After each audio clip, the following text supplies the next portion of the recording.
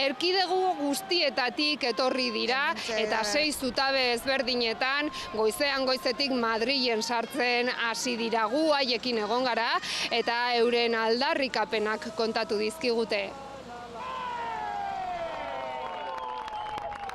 Hementxe ateratzen dira araba guztiak eta adierazteko gure gaudela gertatzen denarekin. Uste dugu Estatu Espainoleko sistema demokratikoa edo eta gaindituta dagoela, ez dio erantzunik ematen ez langilei, ez da hiritarrei ere, eta ez digu erantzunik ematen nazio bezala, ez geuri Euskal Herrian, ez da Kataluniari, ez da Galizari, ez da Asturiaseri ere, ez da Andaluziari.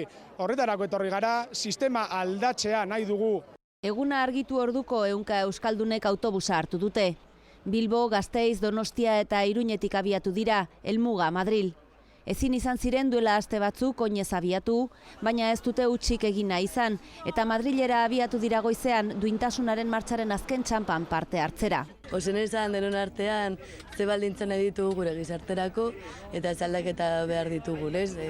Bai politiko, juridiko. Oso haserre gaudelako egoera oso larria bizitzen ari garelako, ez? Haserre daude Espainiako gobernuak daraman murrizketa politikarekin.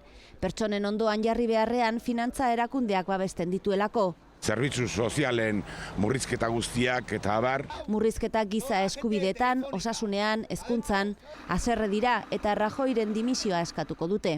Rajoyri etxea joan dadila. Que se hagan unas nuevas elecciones. Kartzela bakarri behar dute. Aldarria xumea bezain garrantzitsua da, ogia, lana eta etxe bizitza.